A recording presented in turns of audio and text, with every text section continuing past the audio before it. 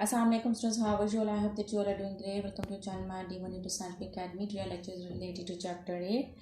Your book is in syllabus Mathematics 2D to Maths. Students, I'm going to explain you practice now 4. Students, before starting the lecture, I would request you that if you want more help regarding your subject, then you can subscribe the channel.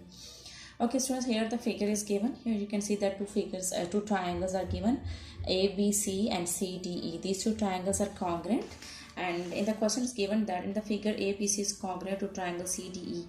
Okay, given that ABC is equal to 38 degree, DCE is equal to 114 degree and AC is equal to 18 centimeter and DE is equal to 27 centimeter. Find CDE. Okay, from the very first part we have to find out CDE. In the very first part we have to find out CDE. CDE. Alright. So students, see that as you can see that these two figures are congruent. So it means that their sides and their angles are also equal. Because in congruent figures sides are also equal. Remember that in congruent figures sides are also equal. The measurement of sides are equal and the angles are also equal. So CDE. CDE. So we have to find out CDE. Remember that angle is always formed in the mid alphabet. Here it is D. So angle D and here angle B. These two angles are equal. AB and CD sides are equal and B angle and D angle are equal. So B is 38 degree. It means that D is also 38 degree. So I will write down and triangle CDE is equal to angle ABC. So both are equal to, if ABC is equal to 38 degree, so CD is also equal to 38 degree. So angle CD is equal to 38 degree. So I write down CD is equal to 38 degree. And I can write down 38 over here. Okay, G. Okay, so now let's move forward to second part. Second part is find out CED. Now we have to find out CED. It means that we have to find out this angle. Students, remember this is a triangle. CDE is a triangle and here we can use the property of a triangle that sum of angles of a triangle is equal to 180 degree. So angle CED plus the other two angles are 38 degree and 114 degree. So these angles are equal to 180 degree. Now add up 38 and 114. So what you will get? Angle CED plus 38 and 114, 152 degree is equal to 180 degree. So we have to find out angle CED. So 152 is adding over here. It will go to that side. It will subtract. So angle CED will be equal to 180 minus 152 will be equal to 28 degree.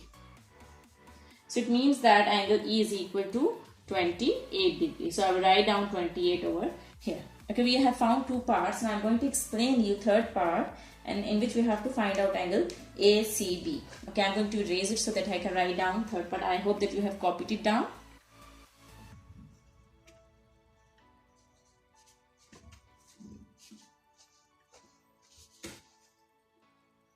Alright, now let's come to third part. In third part, I have to find out ACB. Angle A, C and B. Okay, here we have to find out angle ACB. ACB. We have to find out this angle. So students, see that CDE and ABC. So angle C and E are the congruent angles. E, C and E are the congruent angles. It means that they are equal. So I can write down that I can write down angle C is equal to angle E. Angle C means ACB. ACB. I can write down angle C and I can write down ACB. So X equal to angle E. So angle is 28 degree. So I can write down that ACB is equal to 28 degree. Okay, this was part 3. Okay, I hope that it's clear to you. Here you can see that C and E are the congruent angles. So that's why this angle and this angle are equal. So I can write down that this is also 28 degree. Alright, now let's come to fourth part. In fourth part, they are saying that find out the length of BC. Okay, we have to find out the length of BC. Okay, we have to find out the length of this. Student, BC and BC and DE are congruent. Okay, so BC and DE are congruent.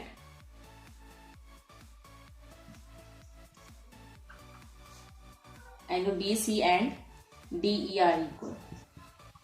So BC is equal to DE, which is 27 centimeter. So it means that the length of BC is equal to 27 centimeter because DE and BC, this length and DE are equal. So this is 27 centimeter. Now let's come to fifth part. Okay, the fifth part is we have to find out the length of BE. Okay, so for finding out the length of BE, we can find out the length of BE if we okay, so how can you find out the length of BE? If from this whole length I subtract from the length from here till here. Okay, it means that if from the whole length I subtract to find out BE from the whole length CB, if I subtract CE, okay, then I can find out BE, because from this whole length, if I subtract from the length from here till here, then I will get this length, which is BE. So this whole length BC is equal to DE, which is 27, and CE is equal to, okay, how can we find out CE? So let's see that A and C and E are equal. Okay, so it means that AC and CE, the length from CA is here, you can see that the length till here is 18 centimeter. Okay, because ACE is till C and E, so length till here is 18 centimeter. So here this length is left. So I can write down from this whole length that from 27 I will subtract the length from C till E. So here it's 18. The length of 18 is till here E. So I can subtract 18 over here. Okay, so I will get the length of BE. So 27 minus 18 will be equal to 9. So it means that 9 centimeter is the length of BE. Okay, so now let's come to the last part, B part. What can we say about the lengths AC and ED? Okay, so B part is what can we say about the lengths AC and ED. Students, here you can see that AC and ED, these two lines seems parallel, but we have to prove that whether they are parallel or not. Students, remember that if two lines are parallel, okay, if two lines are parallel, these are like this now, so their interior angles are equal to 180 degree. Students, remember that if two lines are parallel, so their interior angles are equal to 180 degree. This is the property of the parallel line. So I'm going to find out, okay, these two lines AC and D are parallel, so the angles, interior angles are these, this and this. Here you can see that the parallel lines are like this now. Okay, this is AC and this is DE.